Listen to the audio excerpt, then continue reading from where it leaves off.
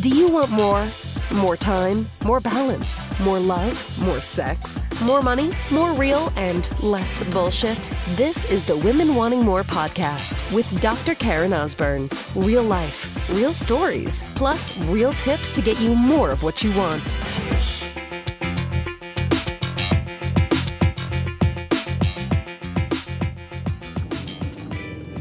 All right, sisters, so I'm going to share with you something very real and raw in my life right now in this episode.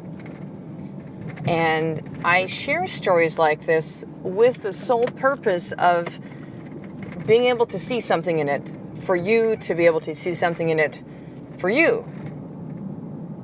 It's kind of a half-assed way of explaining it. And let me back up here. I share these stories so that there's something for you to see in it. There's a lesson, right? There's one thing, and just notice this too, say like even on social media, there's one thing to kind of go, oh my God, this shit's coming in my life, this sucks, this is hard, it's difficult, and just kind of rant and rave and vent, and that can have a purpose too, an intention. It's another to say, let me really see something in this for me and share this. And not necessarily because somebody else had the exact same situation and go, oh my God, there's someone just like me. Sometimes.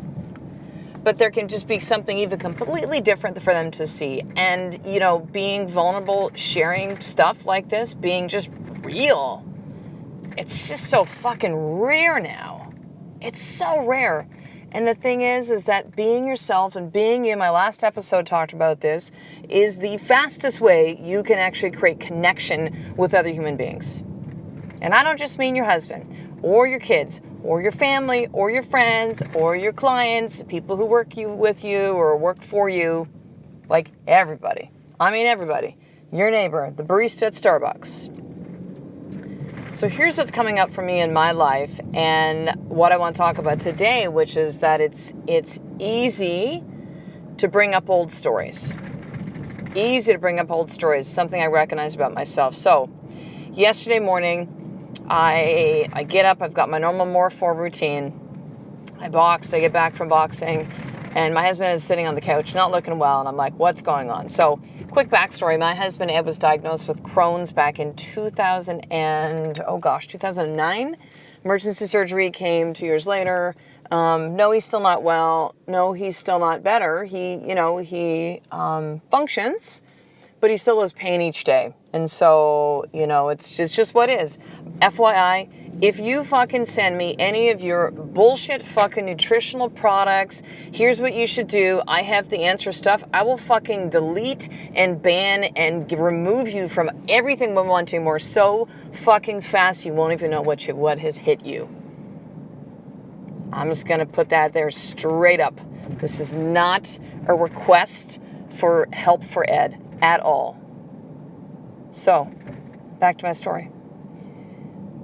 So Ed's sitting on the couch and I'm like, oh shit. I'm like, what's going on? He's like, I'm not well. I'm like, all right, go to bed. Like, I don't know what's happening with you right now. And he's like, I didn't want to tell you, but I was like throwing up last night. I'm like, dude, don't you fucking wake me up? Like, what the hell, right? So then this goes on and then, I'm like, okay, so I got to figure out what I'm doing with business stuff. Tyson's home with me today. Ed was going to be helping with Tyson. Now he can't, so I got to reshuffle business stuff. It's what is. Let me just go do this shit. I actually just got home. I'm going to walk across the street and finish recording this. And so I'm like, okay, I just go into go mode of like what needs to happen. And then as I kind of speak with it a little bit throughout the day, he's just slept most of the day because he's just not feeling well. He had like intense migraine. Felt like he was going to continue to throw up, fever. He's got like chills and then he's hot. And he's, just like can barely even move kind of thing. And so, helped him with things throughout the day. But again, he kind of slept mostly. Went and got Kai. It's fine. He's still not better by the end of the day. And so now I'm putting both kids to bed solo, which is, if you're a parent, you understand. If there's two of you at home, this can be a little bit of a tricky endeavor. Two crazy boys. I'm like, okay. This morning, Kai got up super early. Tried to get him back to sleep, so any of my normal morning routine was out the fucking door. I'll figure that shit out later. And then it was up, and I'm like, how you doing? He's like, oh, I'm kind of better and stuff. I'm like, okay, well, listen, I got like 2 things today that have been rescheduled twice already. And, I was fucking mad. I was fucking mad at him last night. I'm like, fucking mad. He's like, I've been pushing too hard to run myself in the ground. I'm like, great, your fucking choices is now affecting me and the kids. Awesome. Fucking mad. And as he was up this morning and, helping out with the kids, 'cause he's doing better, mad. He's like, there's nothing I can do. I was sick and stuff. And I'm like, no, your choices actually got you there. And as I'm kind of like pissy with him and bitchy and mad and all that kind of stuff, something hit me. And I didn't run a positive shift about it yet. I didn't run the work. I'm not ready for that yet. If you're aware of both those things, or you've heard me talk about them, if you don't fucking feel like doing, like you're just like still pissed, like run the work all you want. You're not going to get the answers. Like I'm just not open to that right now. I need to have a little bit of space with this. And it hit me this morning as I'm getting the kids ready and in my bad fucking mood that I've owned.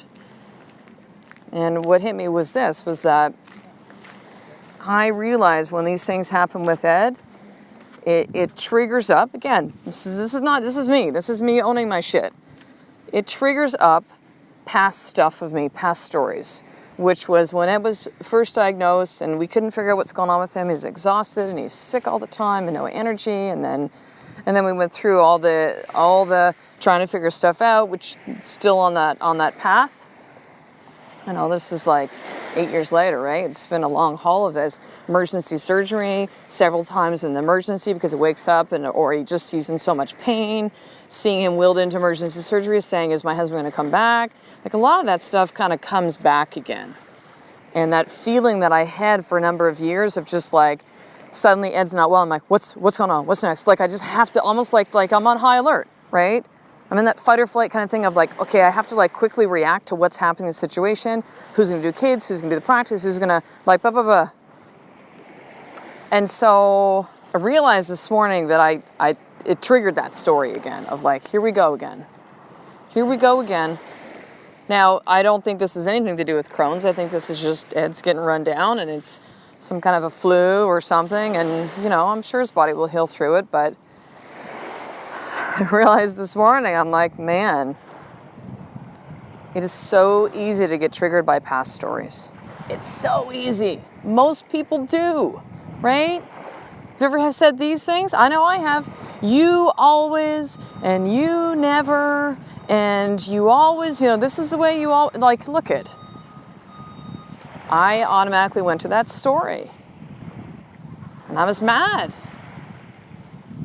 Because I'm like, your fucking choices are getting you here. You're not caring for yourself. When you don't do this, it affects not just yourself, but me and the kids and everybody else and my business and everything. And no, this does not work for me.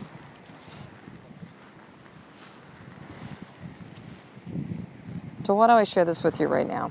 I share this with you right now not to bash my husband, Ed. He's a great man. He's an incredible husband, an amazing father, brilliant in his business. I love him dearly. We've been together almost 25 years. It's not about this. It's not, again, to ask for your help about solutions for Crohn's. If you're going to do this to him, again, you send that, fuck off. That's how that's going to go down. I'm sharing this with you to let you know that it doesn't matter how long you've been doing the work I talk about here in this podcast. 2.5 years for me. 2.5 years of doing this deep work. I'm different than I was 6 months ago, a year ago, certainly fucking 2.5 years ago. But this shit will still come up, sister. It will still come up. And if you ever think that you will somehow get to a place where it doesn't affect you, you are fucking full of shit. You don't understand. It will keep coming up at times. It's okay that it does. It's okay that it does.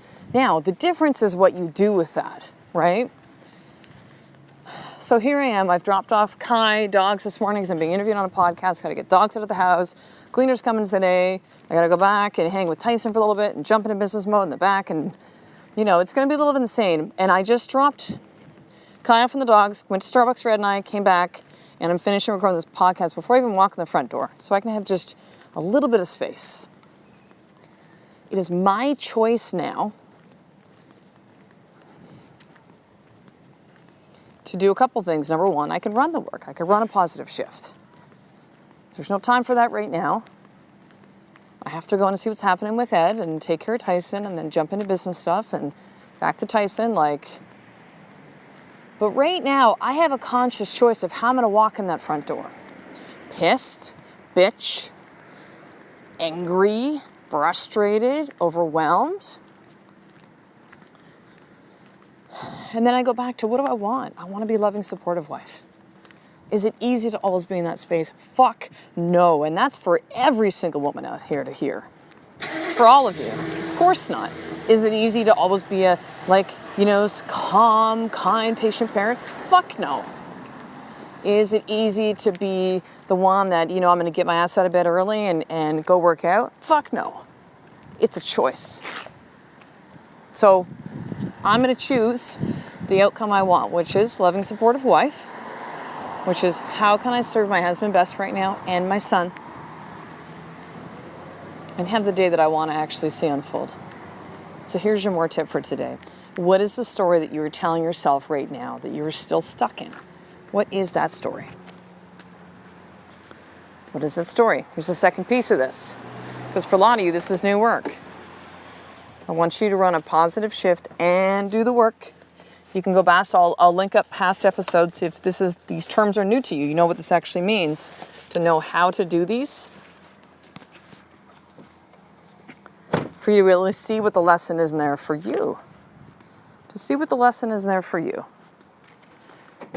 And here's the last thing I want you to do. I've created a new Facebook group, a private, closed Facebook group called The Woman Wanting More Experience. It has exploded. In 2 weeks, there is, over 400, I think there's 410 women that are in that group right now. Huge. Tons of interaction, engagement. I actually had a program I created called the More Mindset System, which I offer within that group, and 100 of those, and also offered inside the sisterhood. And for those of you on my newsletter list, you got to get in the list. Make sure you get in the newsletter. You don't miss this shit. 100 of those went in 6 days. 100. The More Mindset System, literally learning how to shift your mindset with 4 video lessons. So there's amazing stuff that I'm dropping inside there, value. It's a Facebook Live that's coming up soon, like a live Q&A. Actually, call in questions. Daily posts, tons of engagement and community interaction and accountability and sisters like you.